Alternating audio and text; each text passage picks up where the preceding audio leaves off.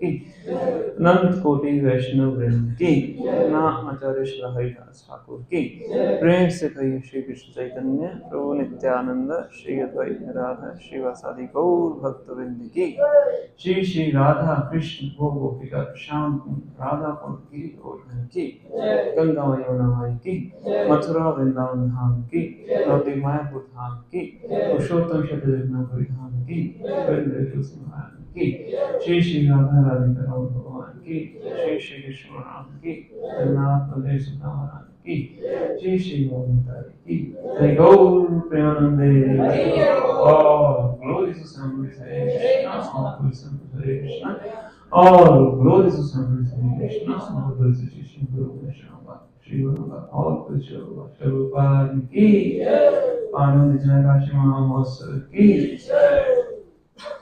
ओम नमो भगवते वासुदेवाय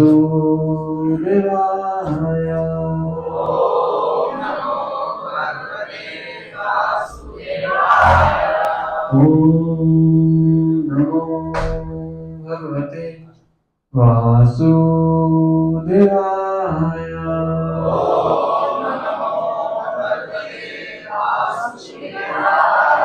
ओम नमो भगवते वासुदेवाय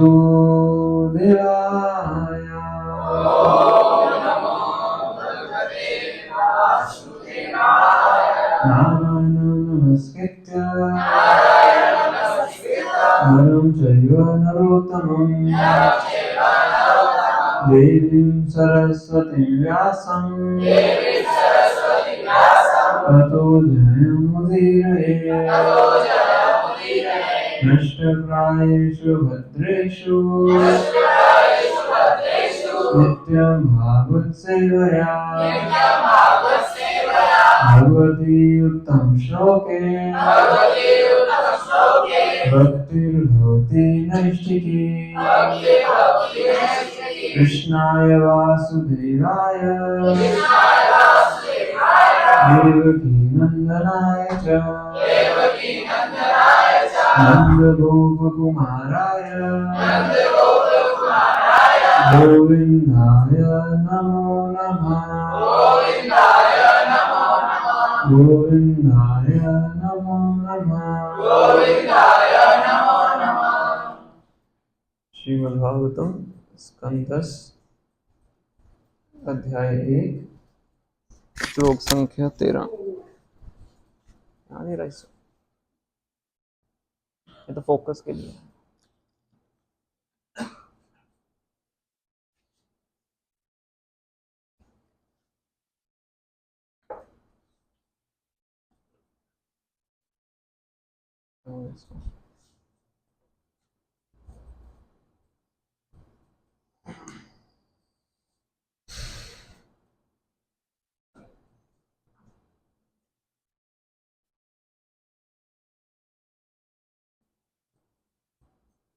एग्जिट कर दो।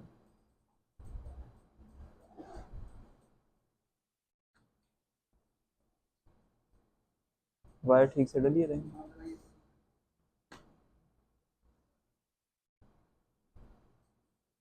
क्या हो गया आया था ना।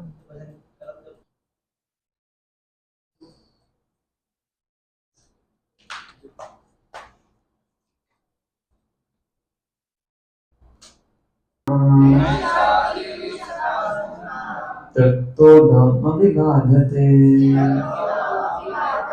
श्रीमन्तं तन्मुखाम्बोज अच्युतं हरिकथामृतं नैष्याति दुःसहा शृण्मः तत्तो धम्मविगाधते श्रीमन्तं तन्मुखाम्बोज च्युतं हरिकथामृतं नैषाति दुःसहा शृण्मः तत्तोदम् अभिवादते पिबन्तं तन्मुखं भोज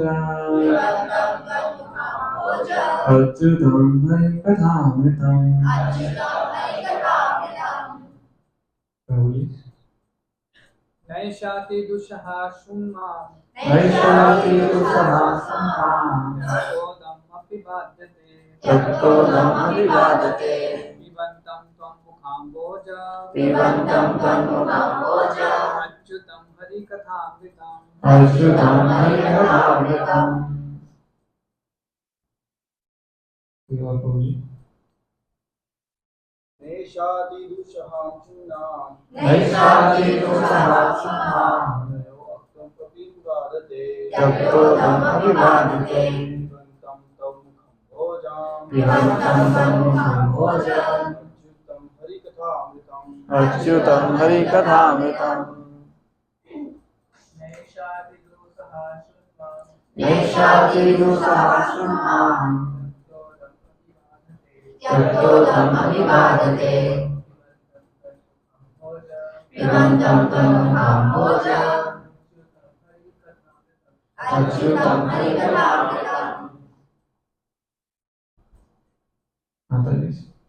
नैषाति दुषः शृण्वां नैषाति दुषः शृण्वां तत्तोदमपि तत्तोदमभिवादते पिबन्तं तन्मुखाम्बोज पिबन्तं तन्मुखाम्बोज अच्युतं हरिकथामृतम् अच्युतं हरिकथामृतम्।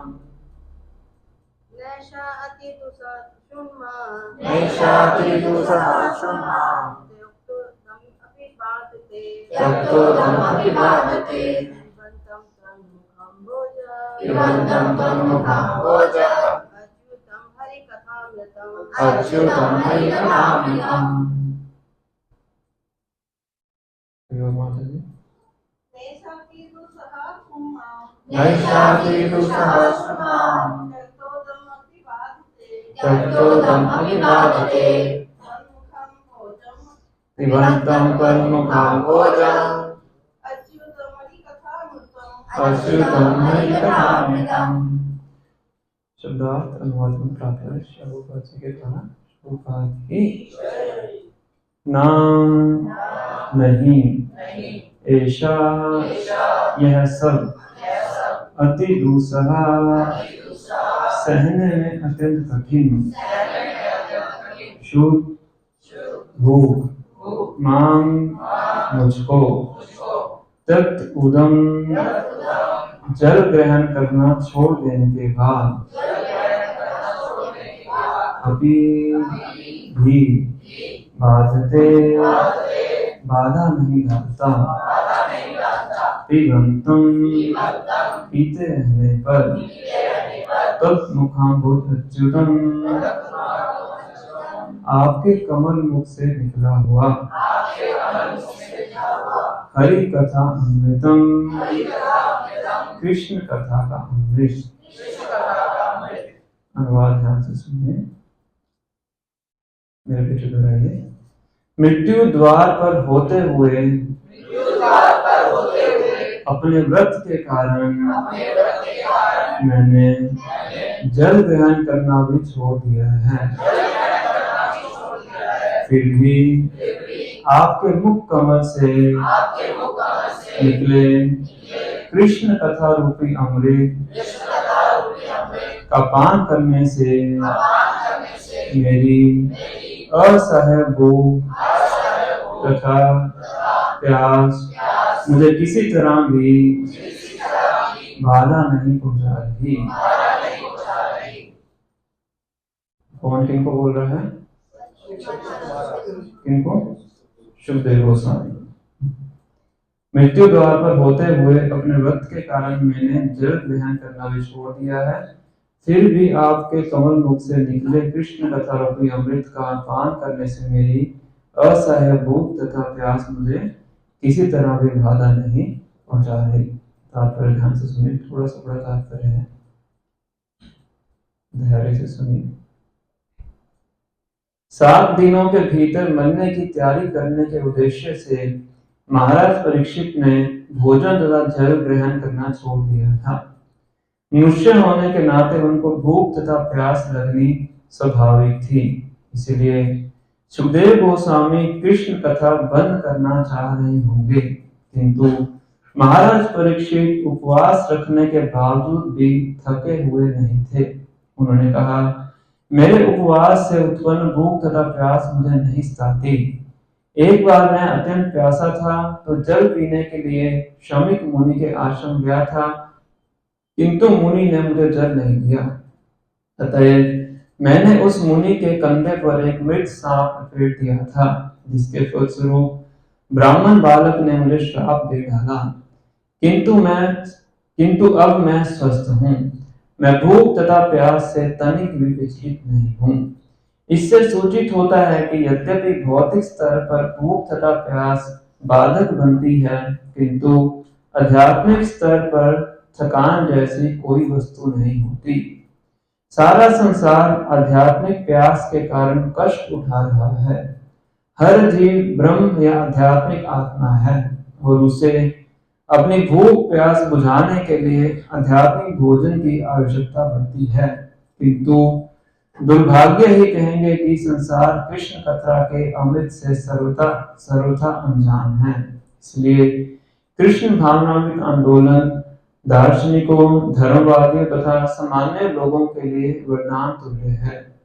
कृष्ण तथा कृष्ण कथा में निश्चित रूप में विशेष आकर्षण है। इसलिए पर ब्रह्म कृष्ण कथा अर्थात सर्वाधिक आकर्षक कहलाते हैं।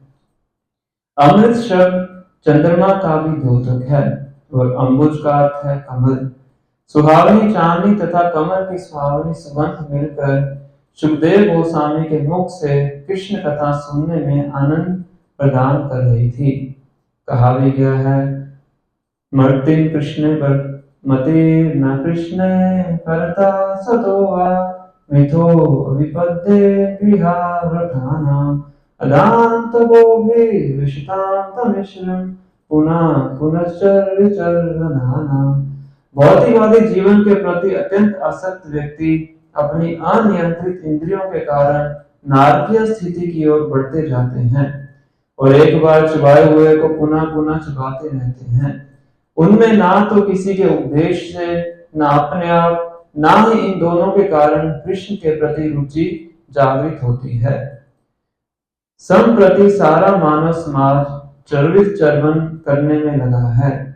लोग एक शरीर में जन्म लेकर मरने और पुनः दूसरा शरीर धारण कर फिर मृत्यु भोगने के लिए तैयार रहते हैं।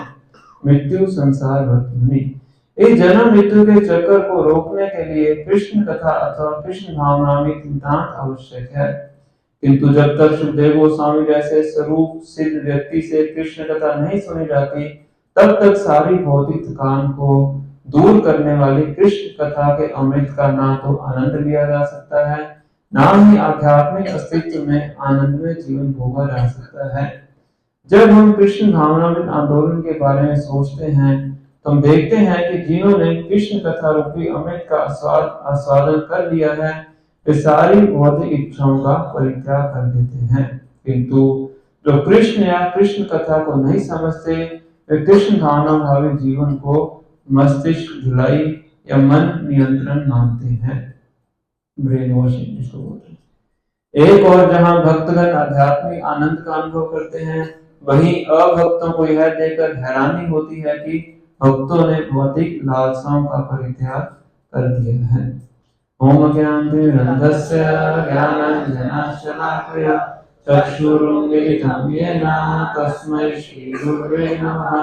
श्री चैतन्य मनोभीष्टं स्थापितं येन भूतले स्वयं रूपा तदा मह्यं ददाति सर्वफलान्तिकम्। वन्देऽहं श्रीगुरुं श्रीयुतापद्मम् श्रीगुरुं वैष्णवांश्च श्रीरूपं साग्रजातं सैतन रघुनाथान्वितं तं सजीवं साद्वैतं सावधूतं परिजनसहितं कृष्ण चैतन्यदेवं श्रीराधा कृष्णपादां सहितं सहिता श्रीविशाखान्वितांश्च। हे कृष्णा करुणा सिंधु दीनबन्धु जगत्पते गोपेश गोपिका कांता राधा कांता नमोस्तुते। तप्त कांचन गौरांगी राधे वृंदावनेश्वरी ऋषभानुसुते देवी ब्रह्माणि हरिप्रिये उदरूढस्य कृपा सिन्धुभ्येव च पतितानां पावनेभ्यो वैष्णवेभ्यो नमो नमः। जय श्री कृष्ण चैतन्य प्रभु नित्यानंद श्री अद्वैत गदाधर श्रीवासादि गौर भक्तवृंद। हरे कृष्णा कृष्णा कृष्णा हरे हरे, हरे राम राम राम हरे हरे। नमो विष्णुपादाय कृष्णाय भूतले श्रीमते भक्ति वेदांत स्वामी नामिने। नमस्ते सरस्वती देवे गौरवाणी प्रचारिणे निर्विशेषा शून्यवादी पाश्चात्य देशतारिणे।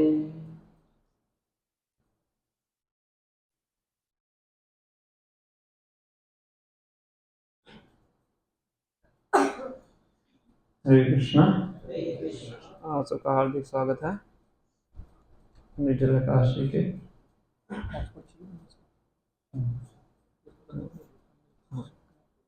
कनेक्टेड है।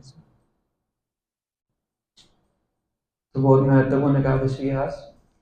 जब भी नए साल का कैलेंडर आता है तो भक्त क्या देखते हैं सबसे पहले, निर्जला काशी कब है, इसका सबको इंतजार रहता है।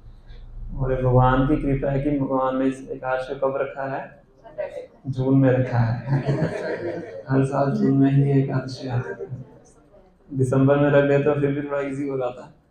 पर भगवान चाहते हैं, भगवान देखना चाहते हैं कि उनको प्रसन्न करने के लिए हम किस हद तक जा सकते हैं। प्रेम में परीक्षा होती है, तो ये परीक्षा है भगवान जो भक्तों को देते हैं। भक्त और भगवान के बीच में एक आपसी आदान प्रदान होता है। अच्छी का तो आवश्यकता है।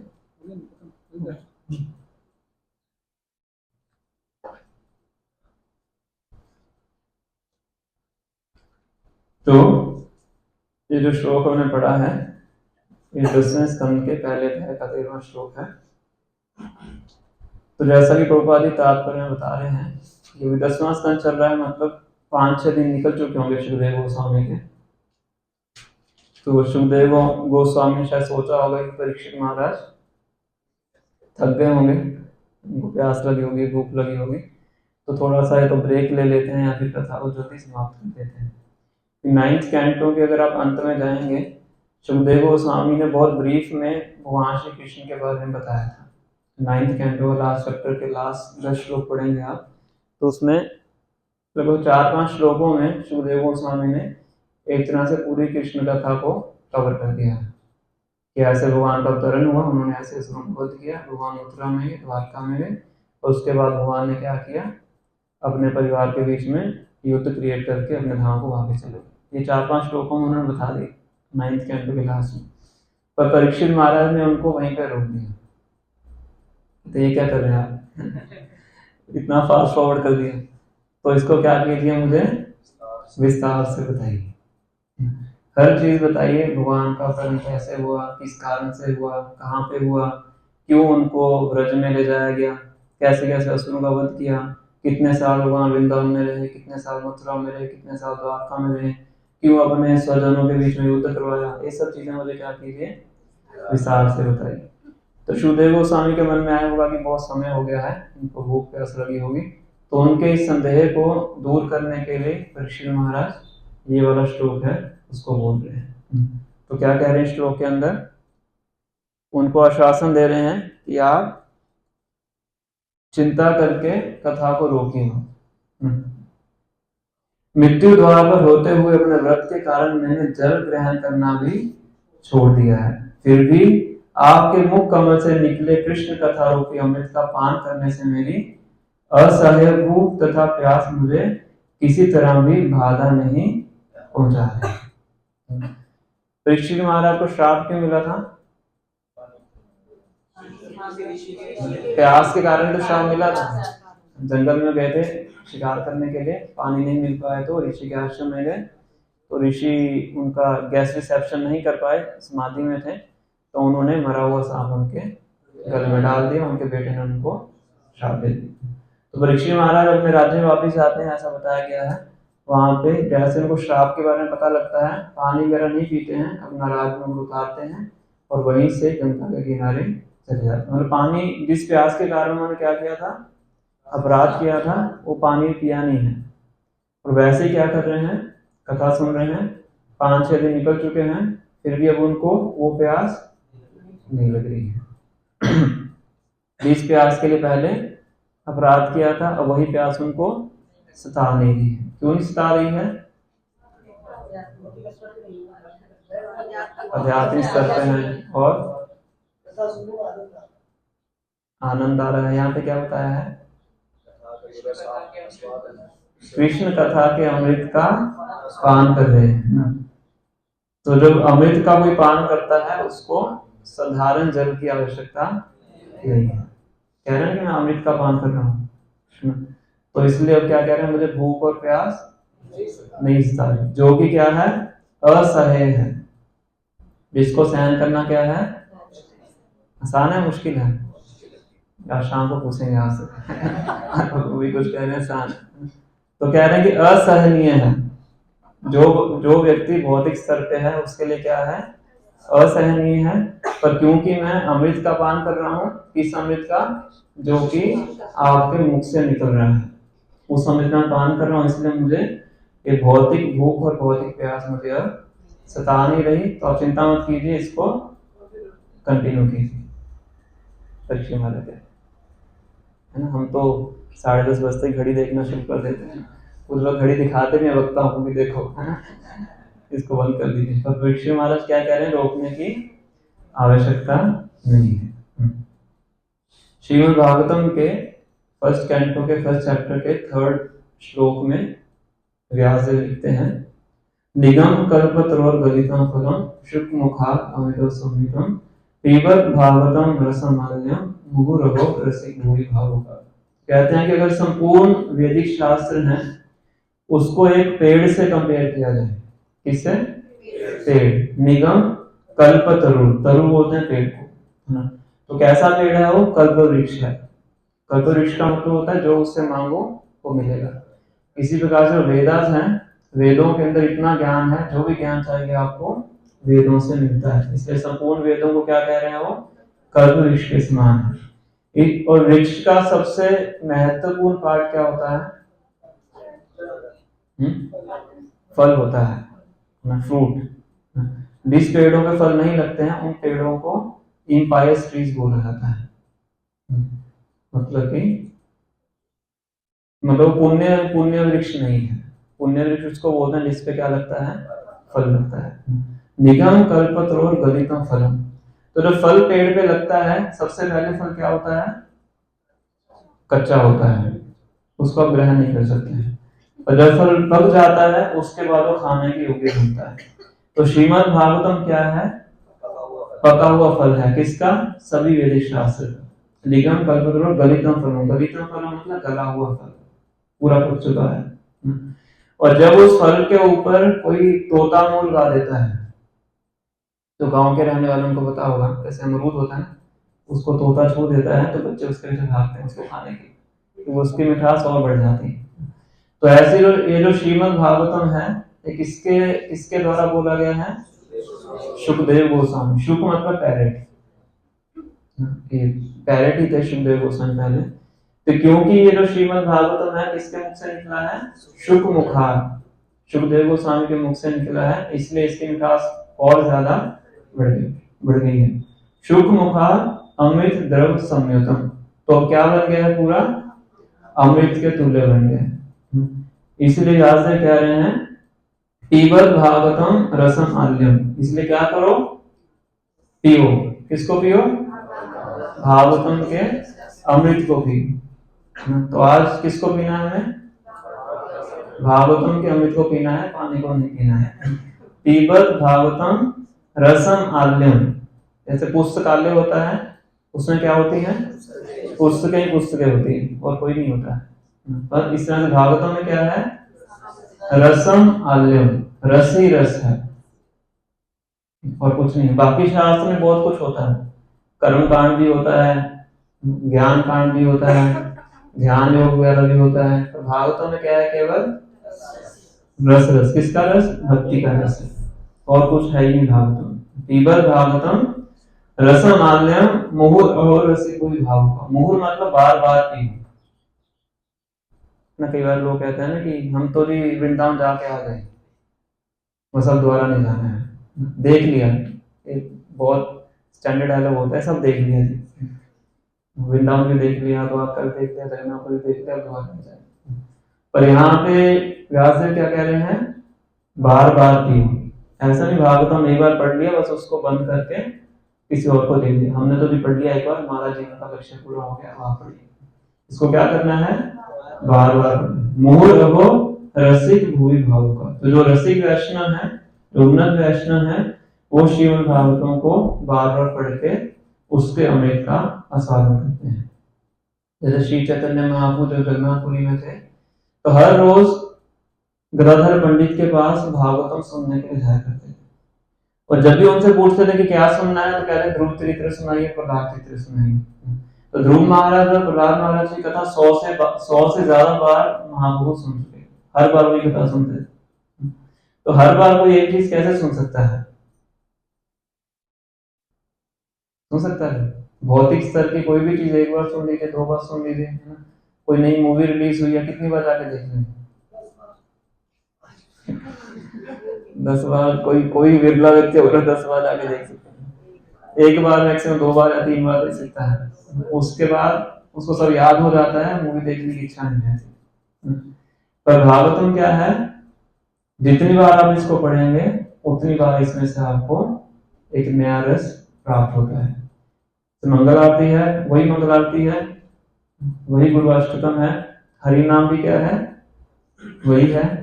और भक्त हैं आजीवन भर उसका आस्वादन करते हैं। और हर रोज क्या लगता है?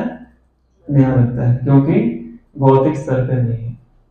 भौतिक स्तर पे होता तो व्यक्ति 3-4 दिन में क्या हो जाता? बोर हो जाता।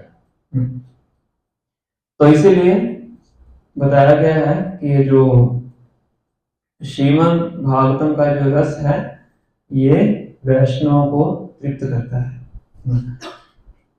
ऐसी पद्म पुराण में कथा आती है कि जब सुखदेव गोस्वामी और परीक्षित महाराज दोनों बैठते हैं, कथा प्रारंभ होने वाली होती है, तो उस टाइम पे देवता लोग आते हैं वहां पे स्वर्ग से अमृत का एक भरा हुआ जल लेके। देवता लोग क्या करते हैं? अमृत पीते हैं, समुद्र मंथन से अमृत निकला। तो कहते हैं कि हम सुखदेव गोस्वामी को बोलते हैं कि हम क्या करते हैं, ये अमृत किनको पिला देते हैं? परीक्षित महाराज को। तो अमृत पिएंगे, वैसे ही उनकी दीर्घायु और उनका जो श्राप मिला वो नलिफाई हो जाएगा। तो आप हमारे साथ स्वर्ग में चलिए, वहां पे जाके आप कथा सुनाइएगा, कुछ कीजिए। तो सुखदेव गोस्वामी उनको डांट के भगा देते हैं। क्यों भगाते हैं? कहते तुम भागवतम का जो अमृत है उसकी तुलना किससे कर रहे हैं? इस भौतिक अमृत से कर रहे हैं। और भागवतम के अमृत की तुलना तो इस अमृत से है ही नहीं। वो आध्यात्मिक है और ये भौतिक है। इसको पीने के बाद भी जो देवता है क्या करते रहते हैं? हमेशा डरे रहते हैं।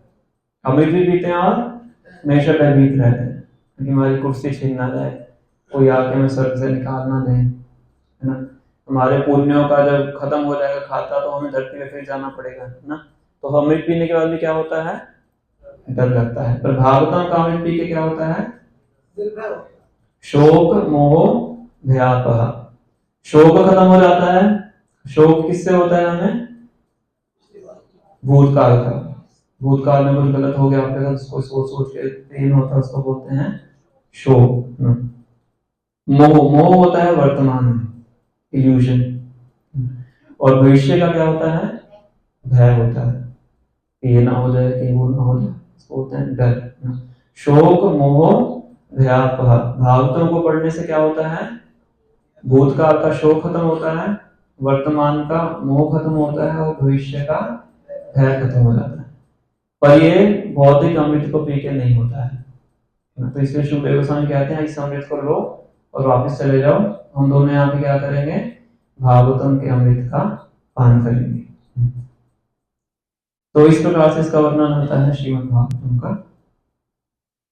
अब जैसे रस की बात चल रही है, रस का मतलब क्या होता है? भक्ति साम्य सिंधु में रस के 2 फीचर बताए गए हैं। कोई भी जगत में हम कुछ भी कार्य करते हैं उसके पीछे हमको रस चाहिए। रस को प्रभुपाद इंग्लिश में ट्रांसलेट करते हैं मेलो। कोई भी कार्य हम करते हैं जगत के अंदर उसके पीछे उद्देश्य क्या होता है? रस, किसी प्रकार का रस, है ना। कोई व्यक्ति है रोज सुबह मेहनत करके अपने जॉब करने जाता है, रात को थक के आता है, तो उसके पीछे उद्देश्य क्या है? किसका रस? धन का रस, है ना। ऐसे ही अलग अलग प्रकार की संसार में कोई भी हम इंद्रिय तृप्ति का कार्य करते हैं उसके पीछे क्या होता है? रस, है ना। पर वो क्या है? भौतिक रस है। इसी प्रकार से क्या है? आध्यात्मिक रस है। अब रस के दो कैरेक्टरिस्टिक क्या होते हैं? पहला होता है एस्टोनिशिंग, क्या बोलना इसको हम? आश्चर्य, आश्चर्य, और दूसरा होता है एब्जॉर्प्शन, तल्लीनता। जब तक किसी चीज में कोई आश्चर्यजनक आश्चर्य उसके अंदर नहीं होगा तो व्यक्ति उसके प्रति आकर्षित नहीं होता है। एडवर्टीजमेंट जो इंडस्ट्री है वो इसी को कार्य करती है ना। कोई नया, मान लीजिए आईफोन आया, उसके अंदर कोई नया फीचर क्या है बस उसको पब्लिसाइज करते हैं, क्योंकि वो व्यक्ति को क्या करता है? आकर्षित करता है। तो व्यक्ति उससे आकर्षित हो जाता है, और आकर्षण होने के बाद क्या होता है? एब्सॉर्प्शन होता है। फिर उसका मुंह नीचे हो जाता है, हम्बल हो जाता है, वो ऐसे ही देखता रहता है पूरा, क्योंकि आश्चर्य से क्या आता है? उसके अंदर तल्लीनता आती है। तो रस के अंदर ये दो कैरेक्टरिस्टिक होते हैं, एस्टोनिशमेंट और एब्जॉर्प्शन। पर भौतिक जगत में जो भी आश्चर्य हमें दिखता है वो क्या होता है? धोखा देने वाला होता है ना। कोई पुरुष किसी स्त्री से आकर्षित होता है, कोई स्त्री किसी पुरुष से आकर्षित होती है, तो दोनों को लगता है कि हम आपस में मिल जाएंगे तो क्या हो जाएगा? जीवन बड़ा सुखमय हो जाएगा। पर जब कुछ समय के लिए इकट्ठे रहते हैं तो वो आश्चर्य क्या हो जाता है? खत्म हो जाता है। तो एब्जॉर्प्शन भी क्या हो जाती है? खत्म हो जाती है। फिर वो बहाने ढूंढते कैसे अलग अलग हो जाए। तो भौतिक स्तर पे कोई भी एस्टोनिशमेंट है और कोई भी एब्जॉर्प्शन है वो क्या है? बहुत ही लिमिटेड टाइम के लिए है। पर आध्यात्मिक स्तर पे जो आकर्षण और एब्जॉर्प्शन है वो क्या है? अनएंडिंग है।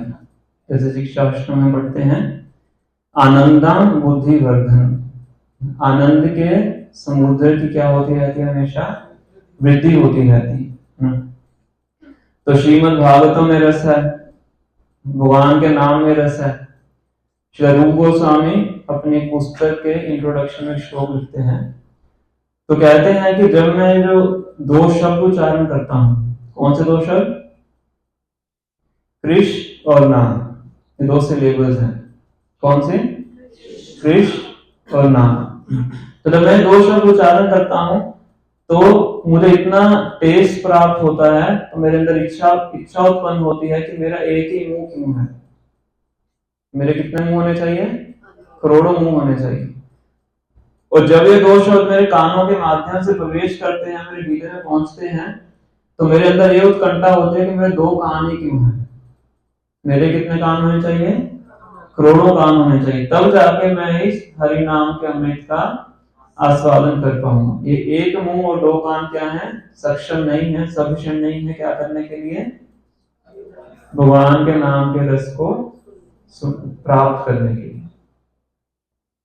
कौन कौन कौन लिख रहा है? रूप गोस्वामी ललित माधव एक पुस्तक है, उसके इंट्रोडक्शन में लिखते हैं। ऐसी गोपियां हैं भागवतम के 10वें स्तंभ में कहा की है। तो कहते हैं कि ब्रह्मा जी बिल्कुल ही मूर्ख व्यक्ति हैं। कौन कह रहा है? गोपियां। ब्रह्मा जी का पूरा शरीर किससे बना हुआ है? इंटेलिजेंस से बना हुआ है। जैसे हमारा अर्थ वाटर फायर एयर से बना है, ब्रह्मा जी की बॉडी किससे बनी है? इंटेलिजेंस। पूरा पूरा जो ब्रह्मांड है किसने बनाया है? ब्रह्मा जी बनाया है। गोपा जी कहते हैं ब्रह्मा जी के इस पूरे ब्रह्मांड के चीफ इंजीनियर हैं, सब कुछ उन्होंने बनाया है ना। और गोपियां क्या कह रही है ब्रह्मा जी को? बहुत ही मूर्ख व्यक्ति है।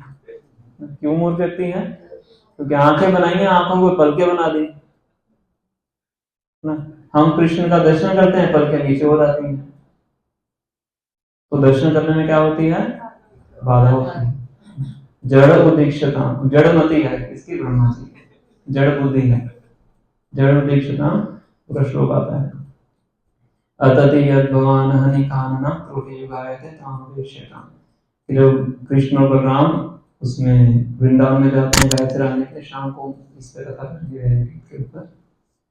तो त्रुटि युगायते ताम पश्यताम, तो एक त्रुटि होता है, त्रुटि टाइम मेजर करने का एक सिस्टम है कि जब आँख को झपकते हैं तो जो जितना समय लगता है उसको एक निमेष बोलते हैं, उसका कुछ फ्रैक्शन उसको त्रुटि बोलते हैं। त्रुटि युगायते ताम पश्यताम, कि जब हम कृष्ण को दर्शन नहीं कर पाते हैं तो एक त्रुटि का समय कितना लगता है? एक युग के बराबर लगता है।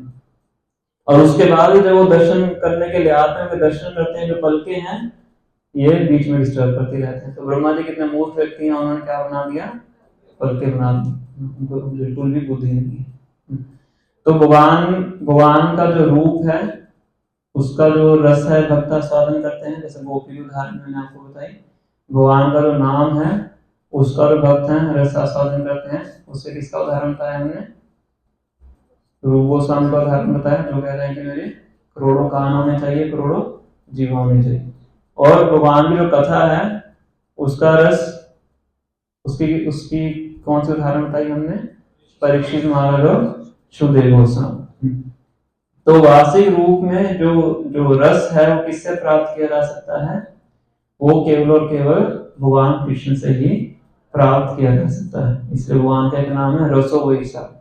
रसोवैसा मतलब रेजर्वायर ऑफ प्लेजर। एक प्रभुपाद ने बुक भी लिखी है, Krishna the reservoir of pleasure. तो अगर आपको सच में रस चाहिए तो किसके पास जाना चाहिए? भगवान कृष्ण के पास जाना चाहिए। अगर उनका रस आस्वादन कर लेंगे तो इस भौतिक जगत का कोई भी जो रस है आपको अट्रैक्ट नहीं करेगा। जैसे भक्ति स्वामी सिंधु में रूप गोस्वामी एक श्लोक लिखते हैं, तो भगवान के रूप का गुणगान करते हुए लिख रहे हैं। अलग तरीके से लिखते हैं, अलग तरह के काव्य से लिखते हैं कि अगर आपको अपने शरीर से प्रेम है, और अगर आपको अपने संबंधियों से प्रेम है, और अगर आपको इस भौतिक जगत से प्रेम है, तो एक काम कभी मत करना। कौन सा काम? वृंदावन मत जाना, और अगर वृंदावन में चले भी गए तो वंशीवट में कभी मत जाना। और अगर गलती से वंशीवट में चले भी गए तो वहां पे वट वृक्ष के नीचे जो कृष्ण खड़े हैं त्रिभंग रूप में, उनके दर्शन कभी मत करना।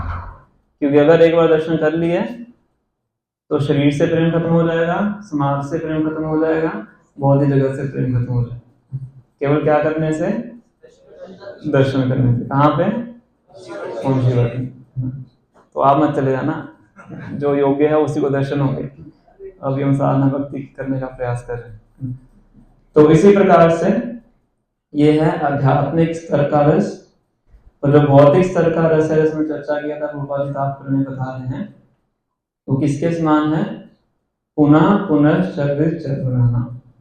च्युइंगम खाई होगी ना सबने? कितनों च्युइंगम खाई है? सबने खाई होगी। तो च्युइंगम जब खाते हैं शुरू में कुछ टेस्ट आता है ना, मीठा मीठा टेस्ट आता है। उसके बाद कोई टेस्ट आता है और नीरस हो जाते हैं, चबाते रहते हैं, गुब्बारा बनाते रहते हैं, पर टेस्ट उसमें क्या हो जाता है? बिल्कुल खत्म। तो ये भौतिक जगत का टेस्ट भी ऐसा ही है। इस भौतिक जगत में हम अलग अलग प्रकार के शरीर धारण करते हैं, कोई मनुष्य, कोई पशु, कोई पक्षी, और हर शरीर में एक ही कार्य करने का प्रयास करते हैं। कार्य एक ही है, ईटिंग, स्लीपिंग, डिफेंडिंग और मेटिंग। हर योनि के अंदर एक ही कार्य करते हैं। तो किसके समान है वो? च्युइंगम चबाने के समान। यहाँ पे प्रहलाद महाराज बोल रहे हैं पुनः पुनः चर्वित चर्वनाना। चबाए हुए को दोबारा चबा रहे हैं। जिसको पहले चबा चुके हो उसको क्या कर रहे हैं? जैसे गन्ने का रस निकालते हैं ना, और पूरा उसका वो बच जाता है, और कोई व्यक्ति उसको अपने घर में ले जाए और उसका जूस निकालने का प्रयास करे, निकलने वाला है जूस, दुकान वाले ने पूरा उसको तोड़ तोड़ के मोड़ के सब कुछ निकाल दिया, उसमें कुछ नहीं बचा है। इस भौतिक जगत में भी अगर हम इंद्रिय तृप्ति करके आनंद लेने का प्रयास करें, किसके समान है वो? पुनः पुनर्चर्वित चरना, चबाए हुए कोई दोबारा चबा दे। हर योनि में वही कार्य करते हैं और वही कार्य करते हैं और वे हर योनि में सोचते हैं कि मैं इससे क्या करूंगा, कुछ रस प्राप्त करने का प्रयास करूंगा।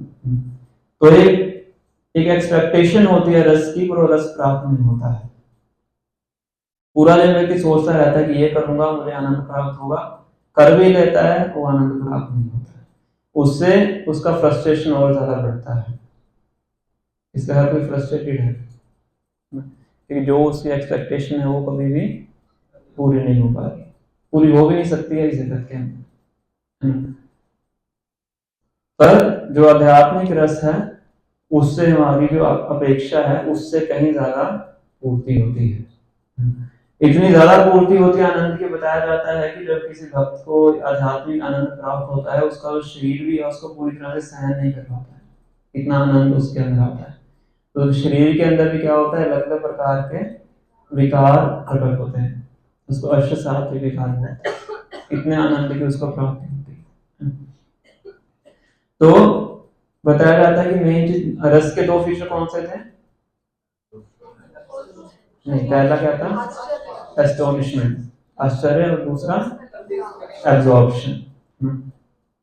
कि जब कोई व्यक्ति किसी चीज में एब्जॉर्ब होता है तो उसका रिजल्ट क्या होता है? आप मान लीजिए किसी चीज में बहुत एब्जॉर्ब है, क्या होता है उससे? जैसे मान लो आप पीवीआर में गए, सब लाइटें वाइटें बंद कर देते हैं, सिर्फ आप और स्क्रीन है, तो व्यक्ति जब पूरा उसमें घुस जाता है तो क्या होता है? बाकी सब कुछ भूल जाता है।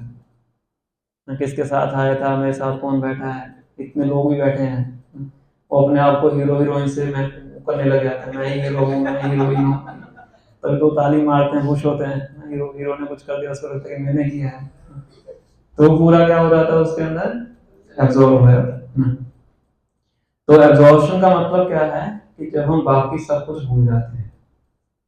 इस परीक्षित महाराज हैं, कथा सुन रहे हैं, बाकी सब कुछ भूल गए और इतना ध्यान से सुन रहे थे, इतना एब्जॉर्ब होकर सुन रहे थे, जहां पे थोड़ा सा सुनते वो समय भागने लगते थे, उनको स्टॉप कर देते। ऐसा नहीं भागता मैं एक ही बार, जो मैंने आपको केस बताया, ऐसा नहीं, ऐसा बार बार आता है। तो 10वें स्कंद में सुखदेव गोस्वामी अघासुर की कथा बताते हैं कि भगवान अपने ग्वाल वालों के साथ जाते हैं, अघासुर के मुंह के अंदर घुस के उसको, बचपन में देखा होगा आपने, उसको मार देते हैं। फिर बाद में कहते हैं कि ये जो अघासुर की कथा है सभी ग्वाल वालों ने 1 साल के बाद जाके अपने माता पिता को सुनाई, फिर सुना के अपना आगे बढ़ रहे थे।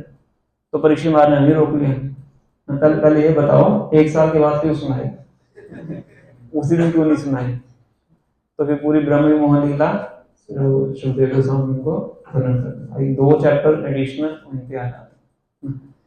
तो इस प्रकार से परीक्षित महाराज इतने ईगरनेस के साथ, इतने एब्जॉर्प्शन के साथ क्या कर रहे थे, उनसे कथा सुन रहे थे। तो क्योंकि एब्जॉर्ब थे तो उनको क्या नहीं लग रहा था, भूख प्यास नहीं लग रही थी। तो हमें आज क्या करना है, जितना ज्यादा हम एब्जॉर्ब रहेंगे किसमें, भगवान की कथा में, भगवान के नाम में, भगवान के सौंदर्य में, नाम रूप गुण और लीला, भगवान के नाम में, भगवान के रूप में, भगवान के गुणों में और भगवान की लीलाओं में जितना ज्यादा एब्जॉर्ब रहेंगे तो क्या नहीं लगेगा, उतनी ज्यादा भूख प्यास नहीं लगेगी। और जितना कम एब्जॉर्ब रहेंगे अभी हाय हाय करेंगे। कुछ भगवत तो पहले लिख के रखते हैं कि पारण का समय कितना है, कितना समय पारण का, 5:30 नहीं है, 5:26 है ना, 4 मिनट बहुत ज्यादा होते हैं। ऐसे पारण का टाइम होता है लोग पहले लाइन में खड़े हो जाते हैं, 1 मिनट का भी डिले नहीं होना चाहिए ना। तो ये तब होगा जब हमारा एब्जॉर्प्शन भगवान में नहीं होगा, बड़ा कठिन हो जाएगा। अगर एब्जॉर्प्शन नहीं होगा तो क्या हो जाएगा, बड़ा कठिन होगा। और अगर एब्जॉर्ब हो जाएंगे तो फिर तो आप हर साल वेट करोगे कब नीचे एकादशी आएगी, क्योंकि ये भगवान की देखा रहे भीमसेन की कृपा है। भीमसेन के कारण ही हमें अवसर प्राप्त हुआ है। इस दिन हमें किसी चीज पे ध्यान नहीं देना है, केवल और केवल क्या करना है, हरे कृष्णा कृष्णा कृष्णा हरे हरे, हरे राम राम राम हरे हरे। तो जितना भगवान का नाम लेंगे उतना सरलता से इसको कर पाएंगे। तो शिला प्रभुपाद जी अपने अंतिम चरण में थे वृंदावन के अंदर। तो हिज होलिनेस भक्ति चारू स्वामी महाराज और उपेंद्र प्रभुपाद जी दोनों शिष्य थे, वो उनकी पर्सनल सेवा करते थे। तो हर रोज प्रभुपाद जी के लिए कुकिंग करते थे, पर प्रभुपाद जी उनको मना कर देते थे कि मुझे प्रसाद नहीं लेना है। इतने दिन हो चुके थे प्रभुपाद जी ने कुछ भी ग्रहण नहीं किया था।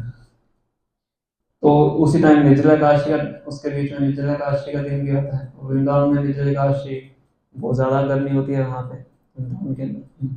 तो उस दिन भी प्रभुपाद जी के लिए बना के लाए। उस दिन प्रभुपाद जी ने कुछ नहीं लिया। तो बड़े ज्यादा विचलित हो जाते हैं कि हम सब क्या हैं, युवा लोग हैं। तो बाकी जो यंग थे 20, 21, 22 इतनी उम्र के, हमारे लिए इतना मुश्किल हो रहा है ये सब कर पाना, और आपने तो इतने दिनों से कुछ भी खाया पिया नहीं है। तो गोपाल जी कहते हैं कि मैं इसका एक सशक्त उदाहरण हूं किस चीज का, कि आत्मा को शरीर की आवश्यकता नहीं है और शरीर को आत्मा की आवश्यकता है। आत्मा शरीर के बिना रह सकती है पर शरीर आत्मा के बिना नहीं रह सकता। तो उन्नत वैष्णव होते हैं। और गोपाल जी देखिए जो वीडियो भी बनी हुई है अंतिम समय में क्या कर रहे थे, भागवतम को ट्रांसलेट कर रहे थे। डेथ बेड पे कौन कर सकता है, दिमाग नहीं चलता उस टाइम। और गोपाल जी का बताया कि बॉडी इतनी ज्यादा दुर्बल हो गई थी, मतलब सिर्फ हड्डियां नहीं दिखती। और जैसे डॉक्टरों को मिलने आता है वो डॉक्टर से पूछते हैं आप कैसे हैं। और डॉक्टर की आंखों से आंसू आ जाते हैं। कहते इस स्थिति में कोई व्यक्ति होगा तो क्या करता है, फिर बहुत ही चिल्लाता है, क्योंकि हड्डियों के बीच में नसें आ जाती हैं तो बहुत पेन होता है। और ये मुझसे पूछ रहे हैं कि आपकी कैसी हेल्थ है। गोपाल जी शिष्य थे, उन्होंने भी श्री परित्याग कर दिया था, अवसान पहले किया था। श्रीधर स्वामी महाराज, उनको जॉली स्वामी बोलते थे। तो उनको कोई डिजीज हो गई थी, उनका पेट बहुत बड़ा हो गया था। जलोदर कोई डिजीज होती है तो जल के कारण कुछ होती है। तो मायापुर में भी गए थे अंतिम समय में, फोटो भी है। तो डॉक्टर उनको देखने आया, उनके पेट को एग्जामिन कर रहा था। तो डॉक्टर को पूछते हैं कि क्या इसमें लड़का है लड़की है। तो डॉक्टर भी हैरान हो रहा था कि ऐसी स्थिति में कौन मजाक कर सकता है। उनका नाम ही था जॉली स्वामी। सर्च करेंगे जॉली स्वामी मीडिया, उनके नेक्स्ट मिल सकते हैं। हमेशा खुश रहते हैं।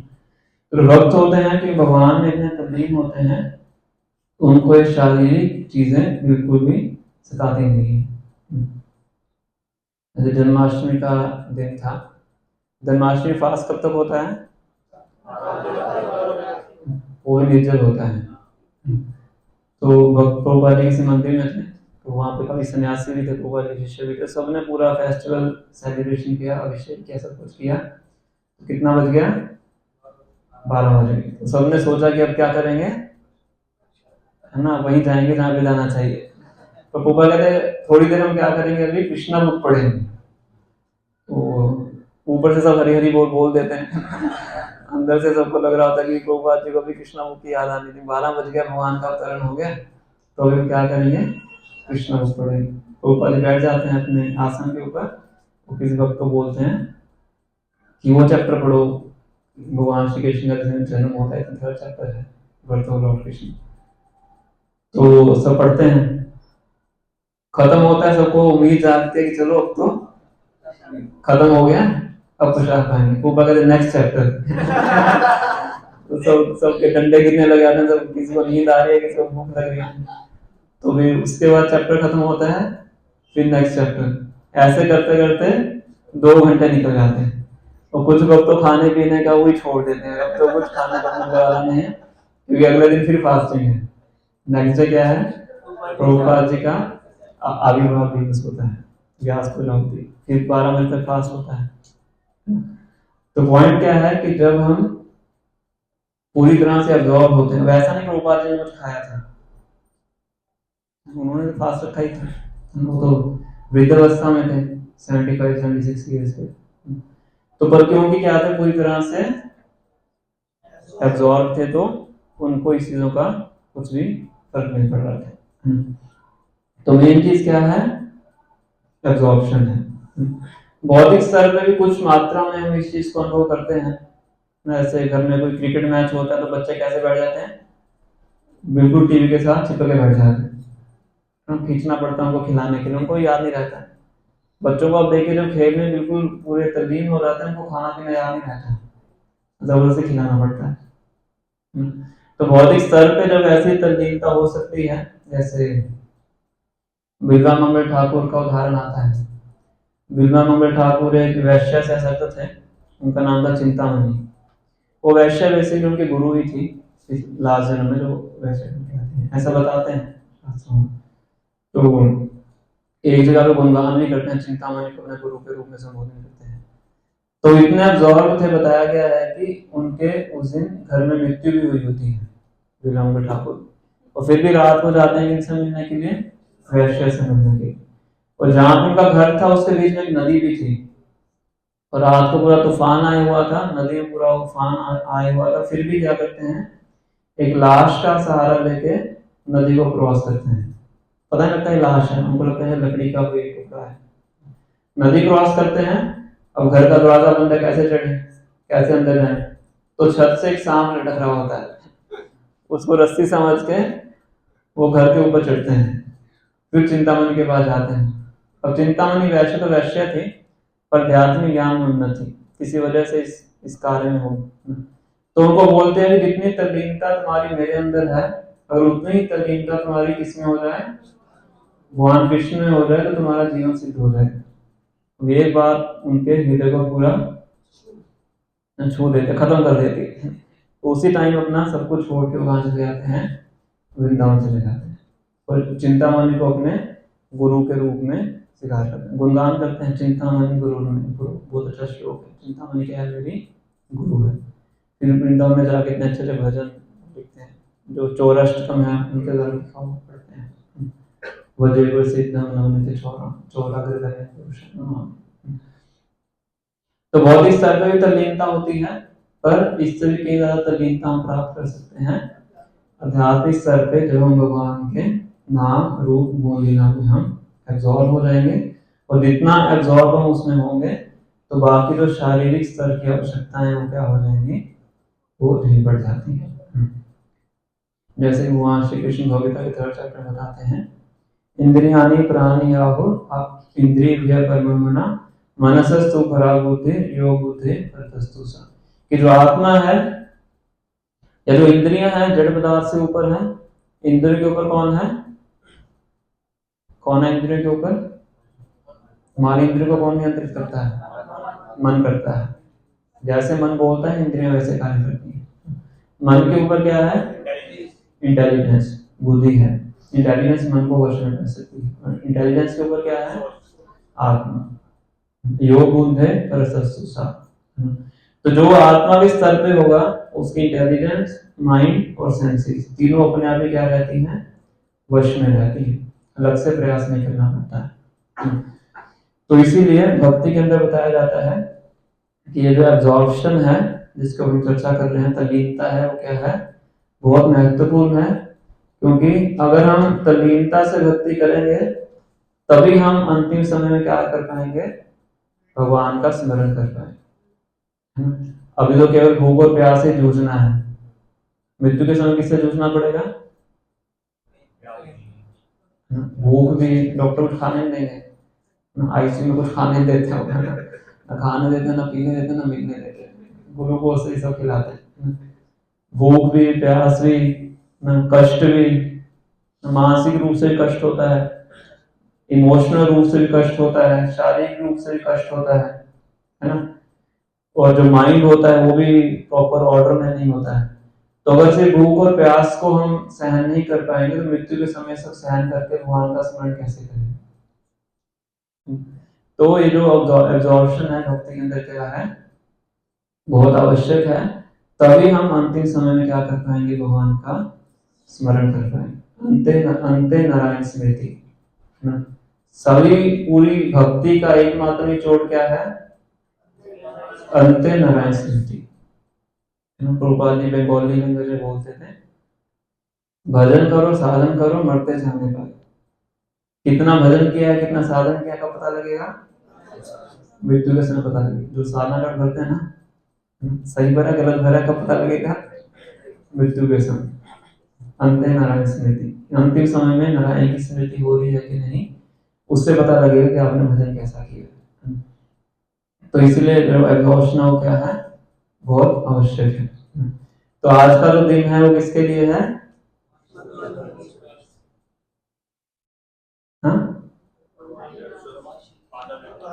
एब्जॉर्प्शन के लिए है।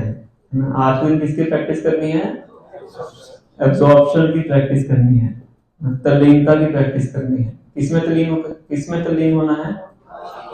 भगवान के नाम में, भगवान के रूप में, भगवान के गुणों में, भगवान की लीलाओं में। भक्ति बहुत वैरायटी है ना। माला कीजिए, माला करके थक गए तो भागवतम पढ़िए, भागवतम पढ़ के थक गए तो श्रवण कीजिए, कीर्तन कीजिए, डांस कीजिए। बहुत वैरायटी है हमारे पास, ऐसा नहीं एक ही काम करना है। बहुत से भक्त हैं जो आज के दिन 192 माला करने का व्रत लेते हैं। कितनी माला? 10 साल में तो रोज करते थे, हम साल में एक बार कर सकते हैं। 192 नहीं कर सकते तो 108 करें, ठीक है। 108 नहीं कर सकते तो 64 तो करना ही है। कितने भक्त हैं जो 64 करेंगे? कम से कम ऊंचा हाथ खड़ा कीजिए, ऊंचा। प्रयास नहीं करना है, तभी तो तल्लीनता आएगी। पूरी रात तक समय है आपके पास, कल सुबह 4:30 बजे तक 64 तो आराम से कर लोगे आप। अगर खाएंगे पिएंगे नींद भी नहीं आएगी तो माला कर सकते हैं। तो उपवास, उपवास शब्द का अर्थ क्या होता है?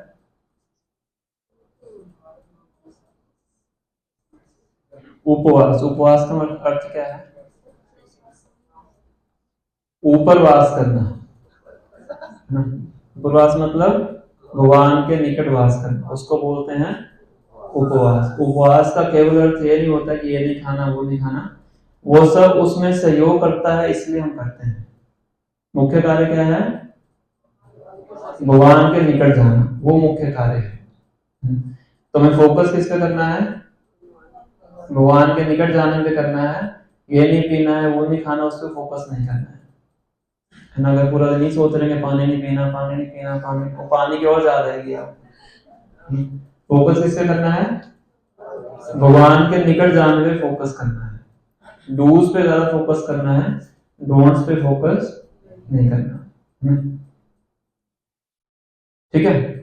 तो उपवास का अर्थ होता है शारीरिक आवश्यकताओं को कम करना और आध्यात्मिक आवश्यकताओं को बढ़ाना। मुख्य उद्देश्य उपवास का ये होता है। खाना पीना छोड़ना ये हमें हेल्प करता है भगवान के निकट जाने के लिए, तो इसलिए हम करते हैं। अगर खाना पीना छोड़ना इसमें बाधा पड़ जाए भगवान के निकट जाने में, तो खाना पीना भी स्वीकार करते हैं। मान लो किसी कोई बीमारी है, कुछ ऐसा है तो खा पी सकता है, तो मुख्य चीज क्या है? उसको क्या करना है? भगवान के नाम रूप गुणों लीला में एब्जॉर्ब होना है। श्रील भक्ति सिद्धांत सरस्वती महाराज के एक शिष्य थे, तो प्रचार करने के लिए बाहर जाते थे। तो एक दिन एकादशी का समय आया, तो भक्ति सिद्धांत महाराज ने अपने दूसरे शिष्य से पूछा कि वो शिष्य आज प्रचार पे गया कि नहीं।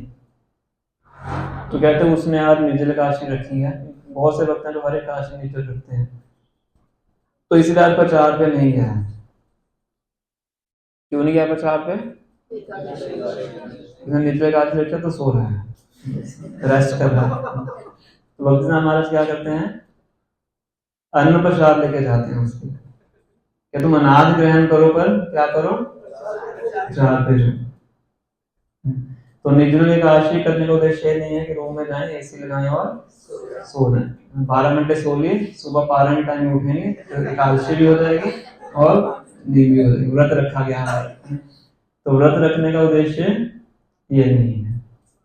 फास्टिंग का उद्देश्य क्या है? एब्जॉर्प्शन, भगवान के नाम रूप गुण लीला को हम उसमें ज्यादा एब्जॉर्ब हो। अगर उसके लिए कुछ खाना ही पड़ेगा तो बहुत ज्यादा दिक्कत हो जाए किसी को, हेल्थ प्रॉब्लम है तो उसको ले भी सकते हैं, है ना। पर मुख्य चीज को हमेशा मुख्य रखना चाहिए। खासकर युवा हैं वो तो कर ही सकते हैं, कोई वृद्धावस्था में है इतना नहीं कर सकते हैं, तो इससे अच्छा हम कुछ ले लें, पर पूरा दिन बैठ के क्या करें, हम जप करें, कीर्तन करें, अध्ययन करें और श्रवण करें। मुख्य चीज ये है। तो उपवास के दिन क्या करना चाहिए, आहार निद्रा भय मेथड ईटिंग स्लीपिंग फैटिंग वेटिंग को कम से कम करना चाहिए, और ज्यादा से ज्यादा क्या करना चाहिए, भगवान का श्रवण कीर्तन करना चाहिए। तो थोड़ा सा हम चर्चा करेंगे आज की एकादशी के बारे में 5 मिनट के लिए।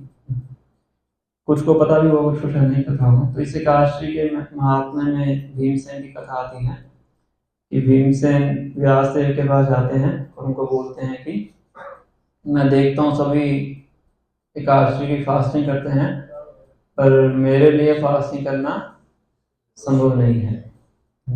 भीमदेव का एक नाम है विकोदर। विकोदर मतलब जिसके उदर में जो जठराग्नि है, डाइजेस्टिव फायर हमेशा जलती रहती है, कोई शांति नहीं होती है।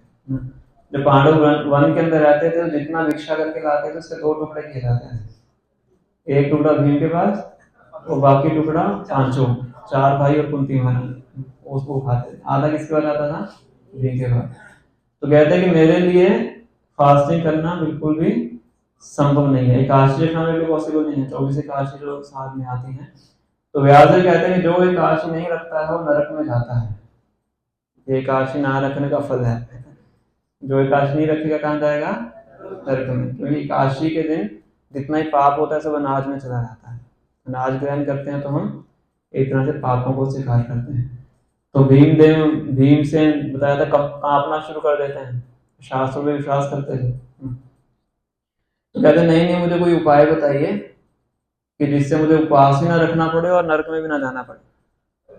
तो व्यास जी कहते हैं कि ठीक है, साल में एक एकादशी आती है जून के महीने में, तो उस एकादशी को अगर आप बिल्कुल ही पूर्ण रूप से एकादशी रखोगे, ना कोई उसमें खाना है ना ही उसमें कोई जल पीना है, अगर एक एकादशी रख लोगे तो बाकी जो 23 एकादशी हैं साल के अंदर, सभी एकादशी को रखने का जो फल है आपको प्राप्त हो जाएगा। सिर्फ एक एकादशी को रखो और बाकी एकादशियों को मत रखो। किसके लिए बोला गया है, हमारे लिए नहीं है, भीमसेन के लिए। तो अगर ऐसा करोगे तो आपको क्या हो जाएगा, सारी एकादशी का फल एक ही एकादशी को रखने में प्राप्त हो जाएगा। तब से इसका नाम क्या पड़ जाता है, भीमसेन एकादशी भी बोलते हैं, पांडव मित्र एकादशी भी बोलते हैं। तो इस तरह से एकादशी महात्म्य में इसका वर्णन आता है। और भी बहुत इसका महात्म्य बताया गया है इस एकादशी का। शास्त्रों में तपस्या हम क्यों करते हैं इसका वर्णन किया गया। आप बोल सकते हो कि भगवान कुछ ऐसा नियम भी तो बना सकते थे ना कि आप केक खाओ, आइसक्रीम खाओ, उसको खा के आपको भगवत धाम की प्राप्ति होगी। ये ऐसा ही नियम क्यों बनाया भगवान ने, अन्न ग्रहण नहीं करना है, पानी ग्रहण नहीं करना है। नियम तो किसने बनाया है, किसने बनाया नियम, हाँ। तो ऐसा वो नियम बना देते हैं ना, रसमलाई खाएं ना, फ्रूट क्रीम खाएं, उसको खा के चले जाएं। तो तपस्या की डेफिनेशन क्या है, कौन बताएंगे, उनको सर्टिफिकेट मिला है।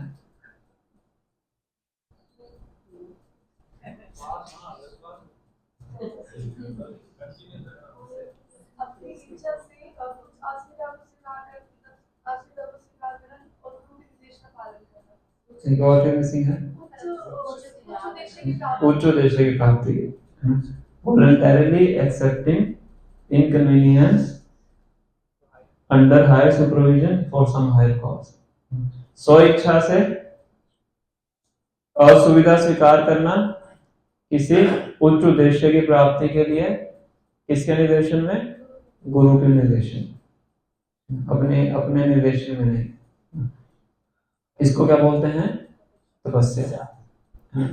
और तपस्या करके हम भगवान को क्या दिखाते हैं, क्या शो करना है भगवान को, डेडिकेशन, कि मैं गंभीर हूं, आपको प्राप्त करने के लिए ये भी करने को तैयार है।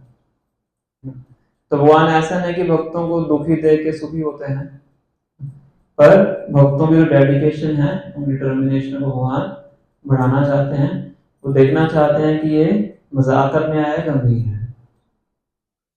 माया भी टेस्ट लेती है, माया भी मजाक कर रहा है, सच में गंभीर है, सच में भगवान को प्राप्त करना चाहता है। जो गंभीर है तो करता है। तो ये तपस्या तपस्या को बताया जाता है।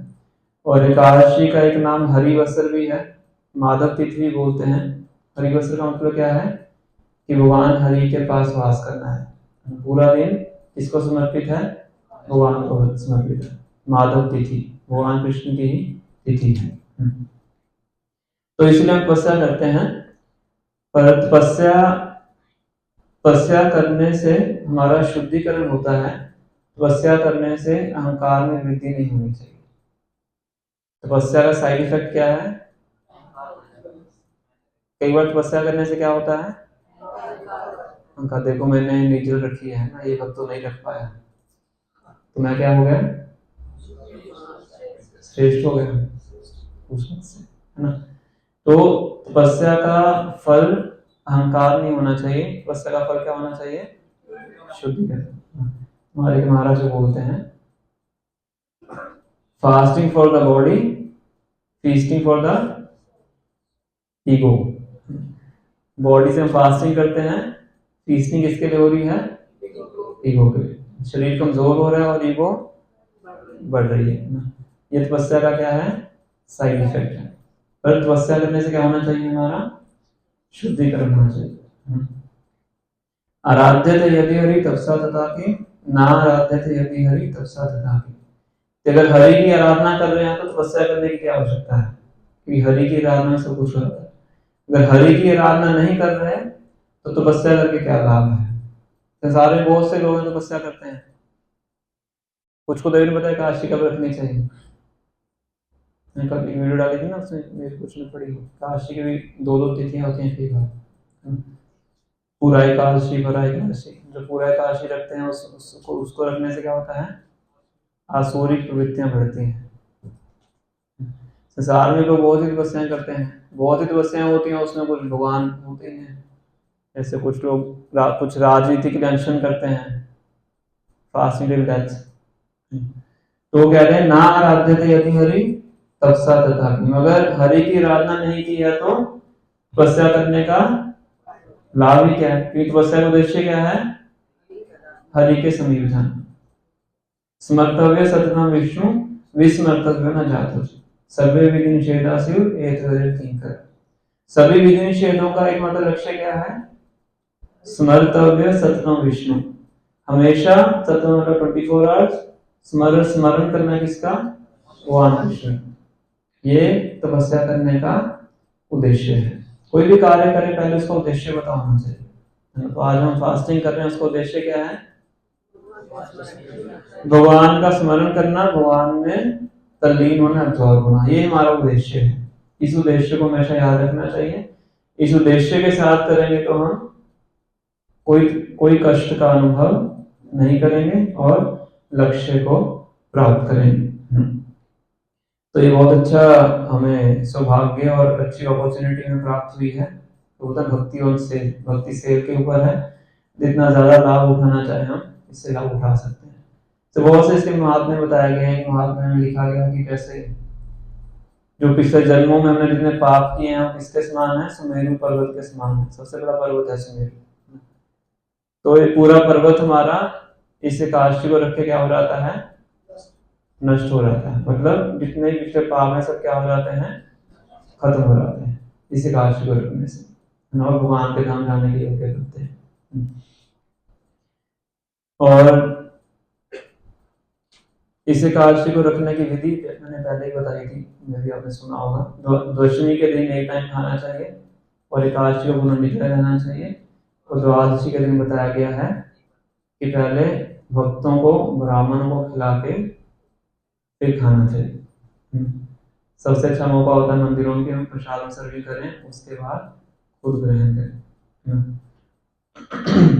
और भगवान का लगा हुआ भोग, उसको भी प्रसाद को स्वीकार करके ही इस फास्टिंग को हमें प्रे करना चाहिए। फास्टिंग एक पर्टिकुलर टाइम पीरियड होता है, उसको पारण टाइम बोलते हैं। तो 5:26 से 7:20 का टाइम है, उसके बीच में ही एकादशी का व्रत है उसका पालन किया जाता है। ठीक है, तो ये कुछ चर्चा थी कि और प्रश्न है, कुछ पूछना चाहते हैं पूछ सकते हैं, अदरवाइज फिर हम यही समाप्त करेंगे।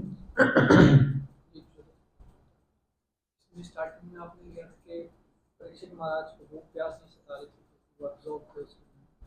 तो इसको हम थोड़ा सा मेंटेन लेवल पे तो देखें, व्यक्ति को जब पता लग जाता है कि उसकी मृत्यु होने वाली किसी बीमारी के कारण या तो उसको भी भूख प्यास वैसे लगनी बंद हो जाती है। तो इसमें कैसे डिफ्रेंशिएट हम कर सकते हैं स्पिरिचुअली, क्या उसका परीक्षित महाराज वाला और मेंटेन लेवल पे जो है कैसे डिफ्रेंशिएट करके समझ सकते हैं? तो मंडेन लेवल पे तो उसकी इंद्रियों ने काम करना बंद कर दिया है ना, तभी भूख प्यास नहीं लग रही उसको। तभी तो उसको पाइपों के थ्रू पहुंचाया जाता है, ऐसा नहीं है कि उसको खाना पीना छोड़ देता है, उसका माध्यम कुछ और बन जाता है। मुंह से खा पी के ना पाइप से खाता है ना, ऐसा होता है। डॉक्टर लगाते हैं कि ग्लूकोज लगाते हैं, फिर नाक के माध्यम से पाइप से उसको फीड दी जाती है, दाल का पानी दिया जाता है, उसको दिया जाता है। अब परीक्षित महाराज को इंद्रियां पूरी तरह से स्वस्थ थी, एक्टिव थी, ऐसा भी था कि वृद्धावस्था में थे, फिर भी वो उस चीज को उनको फर्क नहीं पड़ रहा था। तो ये अंतर है। इसका हमने थोड़ा टेस्ट किया था, मतलब किसी कंटिन्यूएशन में क्वेश्चन एब्जॉर्प्शन आएगा कैसे, क्योंकि परीक्षित महाराज तो ऑलरेडी दर्शन कर चुके थे भगवान का गर्भ में माता जी, और उनको संग भी प्राप्त था, वो भक्त डिवोटी फैमिली में। हमारे लिए प्रैक्टिकल एप्लीकेशन क्या होगा? तो बहुत अच्छा प्रश्न है इनका। परीक्षित महाराज को तो विष्णु राट बोला जाता है, गर्भ में भगवान के दर्शन हो गए थे, और पांडवों के वंश में आए थे, साधारण फैमिली लीनिएज भी नहीं थी, उसके बाद भी भगवान के भक्त थे, उच्च स्तर के भक्त थे, तो इसलिए पूरी तरह से अब्जॉर्ब भी थे। हमारे साथ तो ऐसा नहीं है, तो हम उस स्तर पे कैसे पहुंच सकते हैं? तो उसी के लिए सारी साधना भक्ति के नियम कानून बताए जाते हैं। उस स्तर पे हम नहीं है, इसलिए सारे विधि निषेध है। साधना भक्ति का मतलब यही है कि आप उस स्तर पे नहीं है, पर इसको प्रैक्टिस करके उस स्तर पे पहुंच सकते हैं। डिवोशनल सर्विस एंड प्रैक्टिस, तब ये सब प्रैक्टिस का पार्ट है।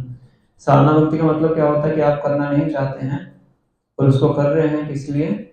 गुरु साधु शास्त्र के कारण। गुरु ने बोला है, शास्त्र में बताया गया है, साधु ने फोर्स किया है, तो हम इसको करते हैं। तो क्या है? साधना भक्ति।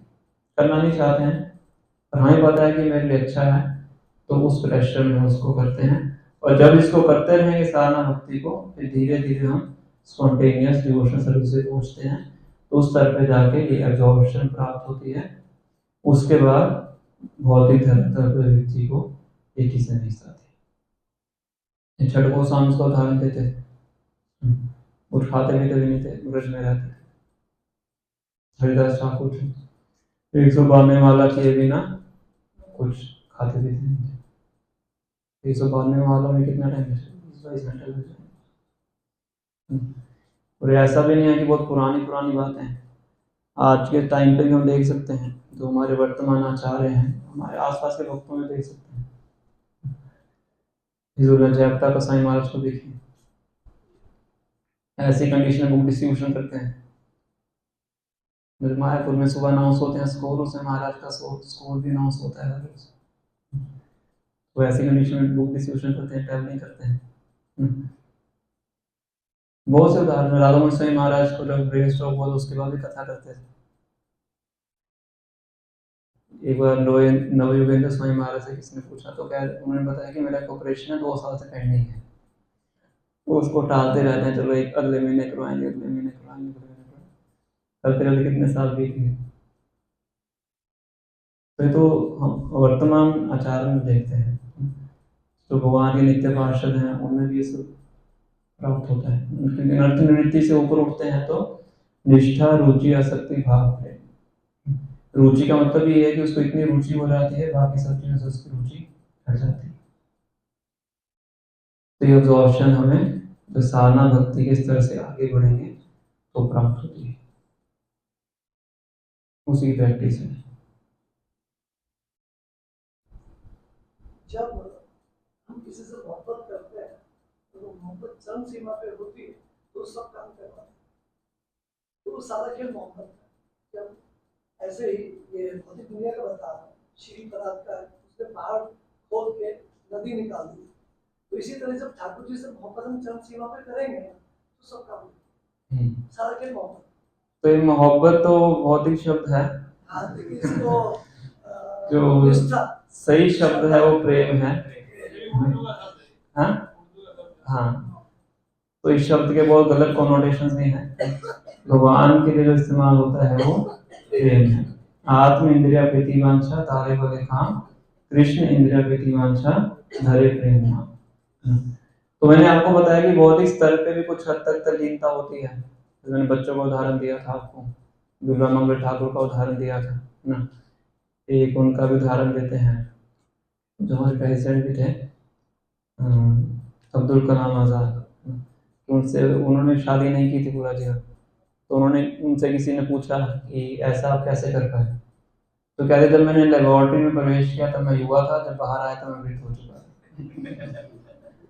कि मतलब इतने अब्जॉर्ब हो गए उसके अंदर, लेबोरेटरी के अंदर, उनको पता नहीं लगा मेरा पूरा जीवन कैसे निकल गया। बौद्धिक स्तर पे कुछ हद तक ये तल्लीनता होती है, पर उसका फल कुछ निकलता नहीं, बल्कि गलत फल ही प्राप्त होता है। पर आध्यात्मिक स्तर पे जो तल्लीनता होती है वो हाईएस्ट लेवल पे होती है, और उसका फल क्या होता है कि हम भगवान के धाम को वापस जाते हैं। ठीक है?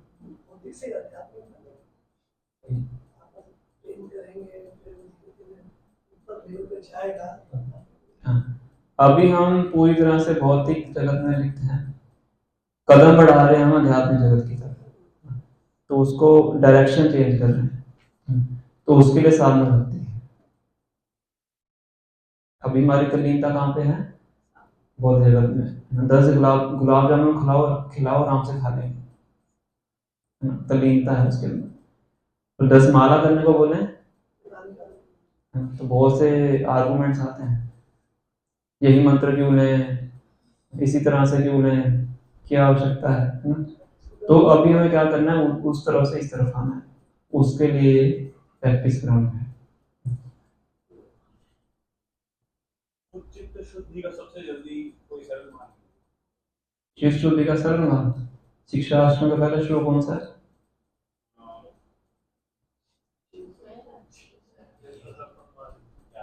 याद है आपको? सोच के बताओ, तब तो उत्तर मिलेगा आपको। नादन नादन में चौथे नंबर पे आता है, पहला क्या है? चेतो दर्पण मार्ग। चित्त शुद्धि चेतो दर्पण मार्ग, कर्म में रहते श्री कृष्ण संकीर्तन। तो भगवान का नाम लेने से चित्त शुद्धि होती है, सबसे सरल उपाय। सरल है। जन्मों से पाप है, लेकिन प्रभु पिछले जन्म में जो पाप होते थे उनके बाद में नरक मिलता था, उनका फल तो मिल गया, तो फिर बाद में वो जमा कहाँ हो गए? वो तो खत्म हो गए, फिर वो इकट्ठे होते होते ये तो इकट्ठे कैसे हो गए? तो फिनिश, हिसाब किताब हो गया। वो हम सोचते हैं, पर महाराज ऐसा नहीं सोचते हैं। हर पाप के का जो फल है 4 तरीके से प्राप्त होता है, कूट, बीज, प्रारब्ध और अप्रारब्ध। फल मिलने के बाद भी उसका जो बीज है हमारे हृदय में रहता है, उससे व्यक्ति और पाप करता है। कुछ लोगों की पाप करने की प्रवृत्ति बहुत स्वाभाविक होती है, वो नेचुरल होता है। चींटी जा रही है, हाथ में पकड़ के मसल देंगे, बहुत नेचुरल होता है कुछ लोगों के लिए। आप देखेंगे किसी को बुरा भला बोलना, कुछ गलत काम करना, तो किसका फल है वो? पुराने पापों का प्रारब्ध। प्रारब्ध जो मिल जाता है, अपरारब्ध भी पेंडिंग है। तो पाप का एक ऑफशूट ये भी है कि हमारी और पाप करने की प्रवृत्ति बनती है। तो बहुत से पाप है जिनका फल हम भोग चुके हैं, ये शरीरी पापों का फल है, वो प्रारब्ध है। बहुत से पाप हैं जिनका फल अभी पेंडिंग है, वो फल 3 रूप में हो सकता है। अपरारब्ध बिल्कुल ही पेंडिंग है, कूट, बीज थोड़ा सा अंकुरित होना शुरू हुआ है, थोड़ा सा पौधा निकल गया। तो अभी बहुत से भुगत भी चुके हैं और बहुत से पेंडिंग भी। तो फिर नरक में ब्याज मिलता है। हाँ, जितना टाइम गैप आएगा उतना उसका वॉल्यूम बढ़ता है। इससे पहले कैपिटल पनिशमेंट होती थी, किसी ने कोई बुरा काम किया तो उसको तुरंत ही मृत्युदंड दे देते थे, क्योंकि अगर उस जन्म में मृत्युदंड नहीं मिलेगा, अगले जन्म में ब्याज के साथ मिलेगा। ठीक है, जितना टाइम गैप होगा उतना ज्यादा होता है। पर हरि नाम लेने से क्या होता है, प्रारब्ध भी, अप्रारब्ध भी, कूट भी और बीज भी चारों क्या हो जाते हैं, नष्ट हो जाते हैं। एक कार्य से, अलग अलग करने की आवश्यकता नहीं। ठीक है, तो और अच्छा मौका है चित्त शुद्धि करने का। तो पूरा दिन आप जब कीजिए, कीर्तन कीजिए। ठीक है, तो यही हम स्टॉप करते हैं। श्री राधिकरण भगवान की, श्री भगवान की, श्री जगन्नाथ बलदेव भगवान की, श्री गौर माता की, हरे कृष्ण गोपाल की, हरे गौ प्रेमानंद, हरे कृष्णा कृष्णा कृष्णा हरे हरे, हरे राम राम राम, हरे